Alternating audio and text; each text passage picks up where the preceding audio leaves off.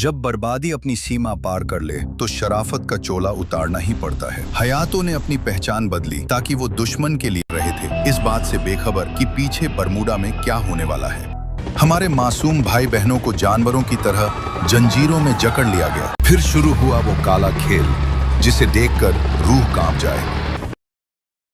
Bermuda की एक और साधारण सुबह, जहां हर दिन की तरह केली, आलोक और हयातो अपने घर से एक नई उम्मीद के साथ बाहर निकलते हैं। किसी को अंदाजा भी नहीं था कि आज का सूरज कुछ अलग ही पैगाम लेकर आया है। दिन की शुरुआत होती है फैक्ट्री के शोर और मजदूरों के पसीने के साथ। केली और हयातो मजदूरों का हौसला बढ़ा रहे थे, तो वहीं आलोक फैक्ट्री की ऊंचाइयों से हर काम पर अपनी पैनी नजर रखे हुए था। तभी फैक्ट्री का मालिक घबराया हुआ वहां पहुंचता है। उसकी आंखों में एक अजीब सा डर था। उसने आलोक को पास बुलाया और कहा, तुम्हें, केली और हयातो को अभी इसी वक्त दूसरे आइलैंड के लिए निकलना होगा। बरमूडा की सुरक्षा के लिए एक गुप्त मीटिंग बुलाई गई है। बिना वक्त गंवाए तीनों अपनी जीप में सवार होकर एयरपोर्ट की तरफ निकल जाते हैं। प्राइवेट जेट तैयार था। हवाओं को चीरते हुए वो अपनी मंजिल की ओर बढ़ रहे थे। जेट के अंदर चाय की चुस्कियों के साथ वो मीटिंग की चर्चा कर रहे थे, इस बात से बेखबर कि पीछे बरमूडा में क्या होने वाला है। जब आलोक और उसकी टीम वापस लौटी तो बरमूडा वो नहीं था जिसे वो छोड़कर गए थे। हर तरफ सिर्फ धुआं, आग और मौत का सन्नाटा था। हवाओं में अब सिर्फ अपनों को खोने की बू आ रही थी। हमारी यादें, हमारे घर, सब कुछ राख हो चुका था। क्लॉक टावर की वो इमारत जो कभी हमारी शान हुआ करती थी, आज पबजी के कायरता भरे हमले का सबूत दे रही थी।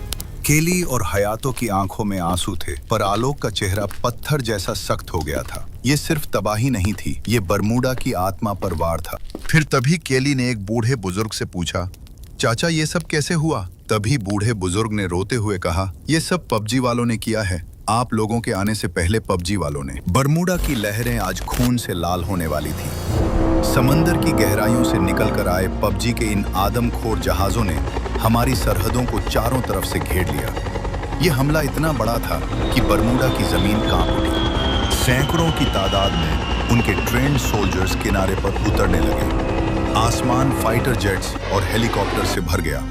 उनका मकसद साफ था, बरमूडा पर कब्जा और हमारे लोगों को गुलाम बनाना। फिर तभी अचानक आसमान से गांव वालों को बहुत तेजी से फाइटर जेट्स और हेलीकॉप्टरों की आवाज आने लगती है। किसी को कुछ समझ नहीं आ रहा था कि ये आवाज किसकी है। कोई समझ पाता उससे पहले ही हर तरफ मिसाइलें बरसने लगी थी। पीक और पोचिनोक के घर ताश के पत्तों की तरह ढह रहे थे।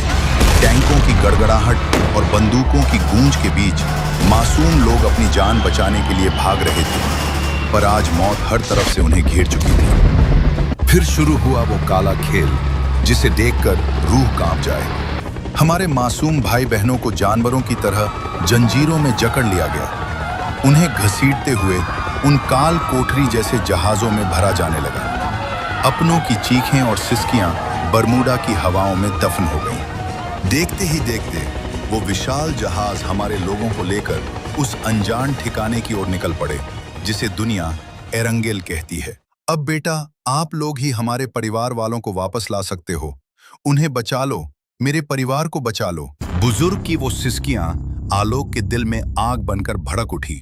उसने कसम खाई, वो हमारे लोगों को ले गए हैं, हम उनका नाम और निशान मिटा देंगे। जब बर्बादी अपनी सीमा पार कर ले तो शराफत का चोला उतारना ही पड़ता है। हयातो ने अपनी पहचान बदली ताकि वो दुश्मन के लिए उसका सबसे बुरा सपना बन सके। केली की मासूमियत अब आग की लपटों में बदल चुकी थी। उसके अंदर की रूहानी ताकत जाग उठी और उसकी तलवार अब सिर्फ दुश्मन का खून चखने के लिए बेताब थी। और आलोक, उसने खुद को अंधेरे के हवाले कर दी। अब वो कोई डीजे नहीं, बरमूडा का वो काल था जिसने कसम खाई थी कि एरंगेल की ईंट से ईंट बजा देगा। बरमूडा की राख से अब एक नया इंतकाम जन्म ले चुका है। आलोक, केली और हयातो ने अपनी शराफत छोड़कर अब तबाही का रास्ता चुन लिया है। लेकिन सवाल अब भी वही है, क्या हमारे हीरोज उन बेगुनाह लोगों को मौत के मुंह से वापस ला पाएंगे, या फिर ये बरमूडा का आखिरी सूर्यास्त था? इस महायुद्ध का असली खूनी मंजर देखने के लिए अभी सब्सक्राइब करें और बेल आइकन दबाएं, क्योंकि असली खेल तो अभी शुरू हुआ है।